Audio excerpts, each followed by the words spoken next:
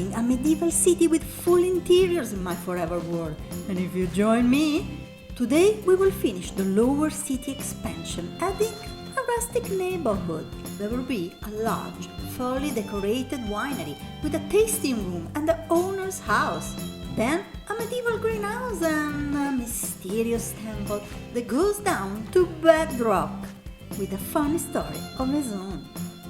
All buildings have full interiors and decorations in vanilla Minecraft, no mods required. I am building the winery next to the crops. Yeah, this is a real, self-sustained Minecraft village where farmers are able to feed their fellow citizens. So, like it or not, the crops are here to stay. I kinda like the field, by the way, and the winery will make it better and meaningful. The ground floor is the winery, with a large cellar on your right, where wine is made and spirits aged in oak barrels, and the tasting area on the left. I used rustic blocks for this floor, a combination of packed mud and wood for the winery and andesite with a pinch of cobblestone for the smoother tasting area. I added a vaulted roof for the cellar, while the first floor has white walls with spruce pillars and copper grids as windows. The owner's family lives here, and I guess business are thriving. The roof of the house is pretty similar to the cellar one, in granite and mud bricks with a deep slate trim. The ground floor has a fireplace, so the last touch is a cute chimney to wrap together the side of the building.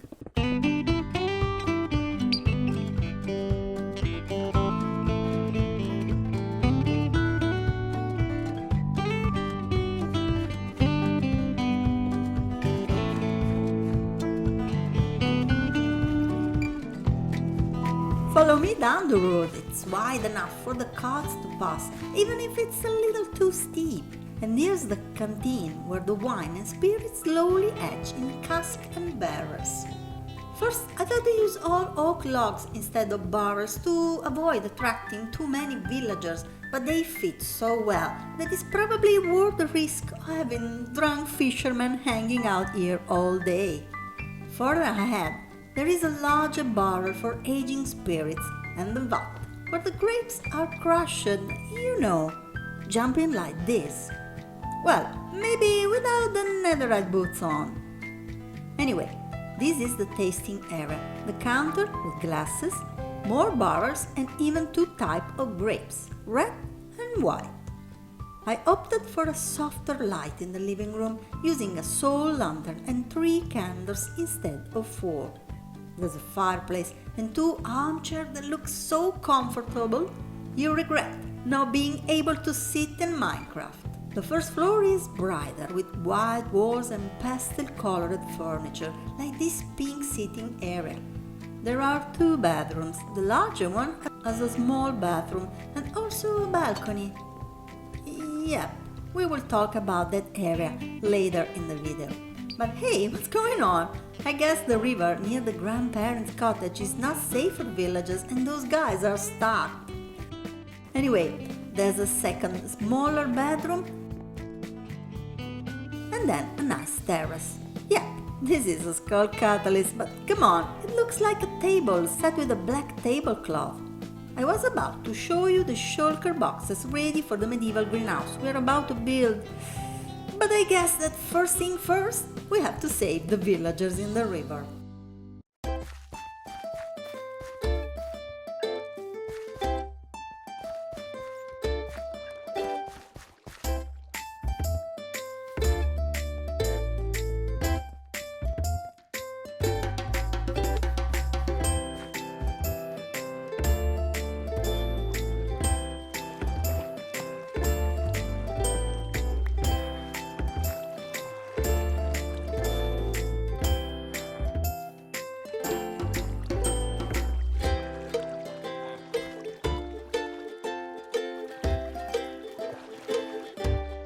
The 2 swimmers are safe and then even found a job.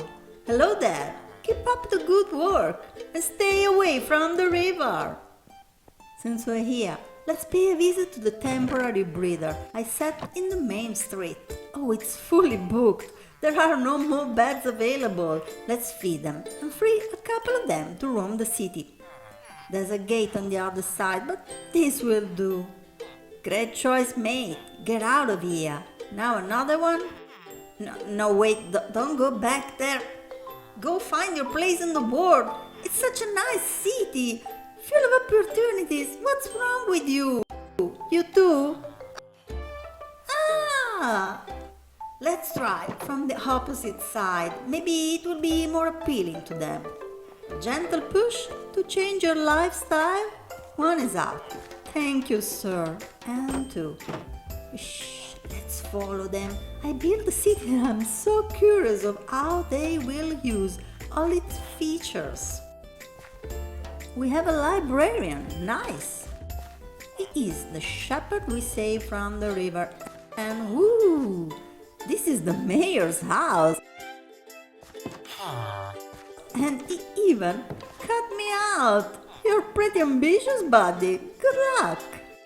Villagers are so much fun, but let's get back to business. This is the river that surrounds the lower city, and as you can see, the winery overlooks the upper section of the river before the waterfalls where the villagers got stuck. The road leads us to the city walls. But for now, I want to build a greenhouse in this empty space. I want it to be a medieval greenhouse, if it makes sense. Greenhouses are mostly an industrial revolution building, with glass and iron becoming cheaper. Anyway, since I wanted a greenhouse in my medieval city, I guess we're supposed to use more wood and iron with smaller glass sections than in a Victorian greenhouse, separated by wooden frames.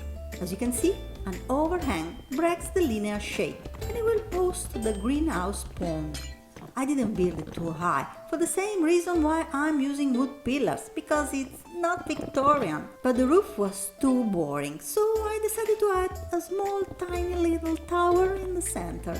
Don't blame me. Hey, look at me! I forgot to add a candle to make the tip more pointy. And look at where I landed! Right on the tip of the road, during the night and with the rainy weather. And honestly, I'm not a good flyer. What were the odds? And I just realized that I'm sitting on the top of a lightning rod in a bad weather. It's not a thunderstorm, but yeah, let's set this candle in place. It's orange, the same color as the rod, and it will look better seen from a distance. Now follow me inside the greenhouse. Small but packed with details. You won't find all Minecraft plants here because there wasn't enough room, yet I created a flower bed and more flowers are on the shelves. Even the set blossom, what's its name? I like the idea of a flower which changes during the night, but this one looks like when they add a black and white character to a CGI movie. Anyway, there's a bunch of overworld different vines. I shear the grow berries so they won't grow. The small pond with other plants. There's a cactus with its flower and a sugar cane. There's a waterlogged slab under that block. I found room for a mushroom corner and a small tree at the exit. Like I said, this greenhouse is just decorative, unlike the huge Victorian greenhouse packed with farms we built a couple of months ago. Outside the greenhouse, we reach the flower market, where I already built the first stall of mixed items. Let's add another flower stall. This is more of a work table where plants are repotted, therefore it has to be a little dirty, and leaf litter will do the job. 3 more flower pots and that's it. Selling flowers requires access to water, so we need a well very close by, even a small one in this corner. The chain to lift the invisible water bucket, and a tiny rustic roof in mud and spruce to get it done. I'm gonna wrap up this area with 2 custom trees, but first let me show you this oak, naturally generated with the war seed. It's been here like forever, in a forever world. When this world was young, I was exploring the area, my inventory was full, and so I left here the beehives. I never took them back, and now I think the beehives are meant to stay. Perfect timing. Thank you, my old friends. Have fun, sweet ladies, and don't worry. I promise I will just build a better tree around your homes.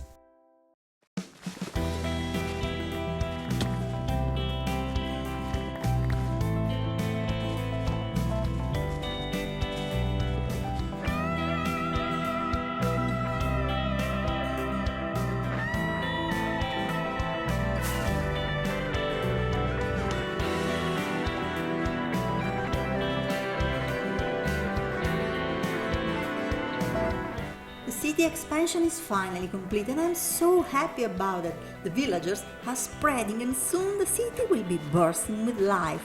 The city square is vibrant with flowers, bushes and street lamps, and even the custom river is fully decorated with firefly bushes, mud and details. But let's take a look at the other side of the river. This is another feature that has been here for almost 3 years and yes, it goes down to bedrock. What can I say? I was bored.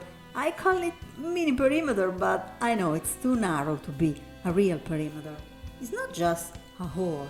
It's decorated with different scenes, windows towards existing farms and underground caves or made-up dioramas. Yep, the geode is fake and the hole goes down to the deep dark and my underground district. I even trapped a large slime and I name it Slime Shady. I was in my Eminem phase. Since I was planning to cover the large cave that connects to my underground district, I later added a tunnel to fly in and out. It's tiny and every time I fly in it's a bit of a challenge. As I said, I'm afraid I'm not much of a flyer.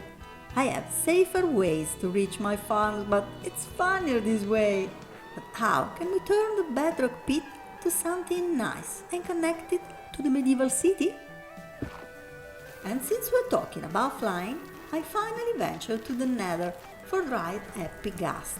Sorry, Mr. Skeleton, you can't have your support plush back. It's so cute, even with the sad face. They're actually quite easy to gather once you find a soul sand valley in new chunks. I found a bunch of them and I will build a huge epic gas docking station on that island near my Minecraft zoo. It will be connected to, probably, the largest hot air balloon ever built in Minecraft. But this is a story for another time and no, it's not like you should subscribe so you won't miss the gas hot air balloon. Just saying. Anyway, today we need just one ghast here in the city. This is my first one, so I hope I don't mess it up.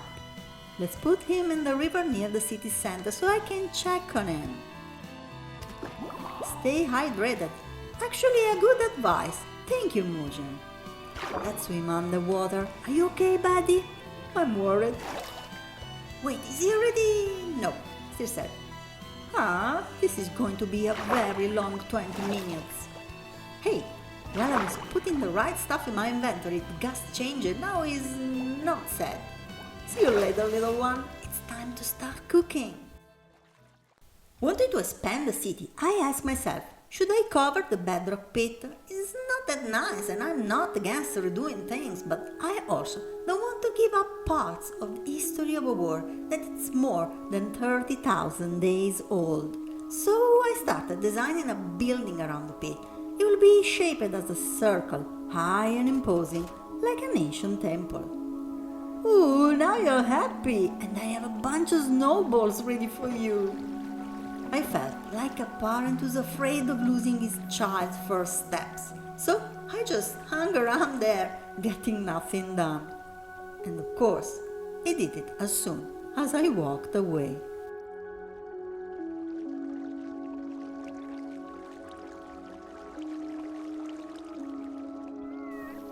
Come on, you could have waited for me. Oh, it doesn't matter, you're so cute. There's some snowballs for you. Oh, it's good, is it? Do you want more? I'm spoiling you with fluffy sweet treats. You know what? Why rush? I'll let you enjoy your childhood. Just don't go too far, okay? Meanwhile, let's make you a nice big boy dress. Yellow. I could stare at him forever. Look at those little legs and that smile. He wasn't supposed to go too far, but now he's all grown up and he's exploring the sky. Calm down, come on. I can fly too, you know. Ooh, that's awesome. I'll call you Sunshine. What do you think? And now, let's fly. Or at least, let's float painfully slowly. It doesn't sound as catchy. As I imagined, the happy ghast was the perfect way to explore the pit while flying, with the elytra is too quick to enjoy the view. But now, it's gonna take forever to get out of here, isn't it? The temple looks a bit like the Colosseum, but in the center there will be the bedrock pit, and not a fighting arena. And the side corridors are reserved as space for many of the city's workers. The mason, the butchers, the painter, the fishermen, everyone has their own shrine inside the temple. Just for the sake of lore, there are actually gates at the entrance, and the temple is not accessible to the villagers. They might decide to sacrifice their lives to the pit. And of course, I had to try building with a happy ghast, even if it was totally unnecessary and I would have done it sooner without it. Instinctively, you want to press shift to go down, but this will make you dismount. You have to look down and press W to go down. The guy is huge, and that's fine. It's a big platform, but it gets stuck when you fly near places with too much detail. Mind me, I think they did a great job with the happy ghast. I'm totally sold about it, but as with anything, it will take a while to get the hang of it. The temple is made of two concentric circles of tall arches, made of sandstone and pillars of bone blocks. Each of the 3 floors has a slightly different palette, ranging from mangrove red to orange terracotta. Lore-wise, the temple might have been built centuries ago by a previous civilization, or it might simply be a neoclassical building. What do you think? Anyway, it adds some level of grand to the city, right at the end of the main road. As a finishing touch, I'm adding light grey candles to the iron bars on the roof. They don't look like much now, but from a distance, they look like spikes.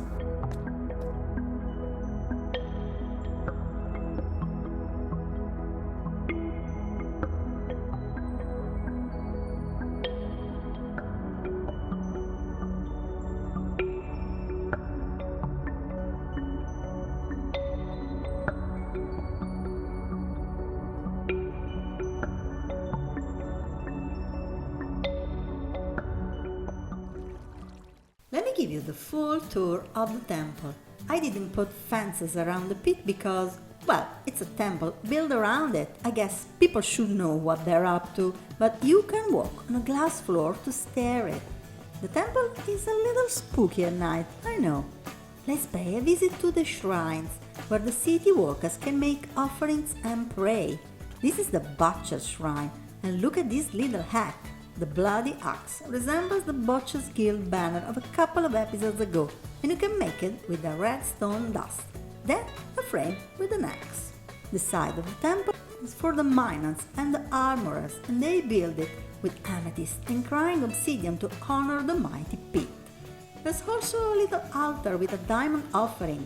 This is another classic egg, with a dead coral fan that looks like a plate. The side of the temple is for the fishermen and the traders, with the fountains and the water plants. This is my favorite side of the temple, where all the artists have their spot. The painters, the potter with all its works, the mason and the carpenter. They all have a fully furnished workshop and house here in the city.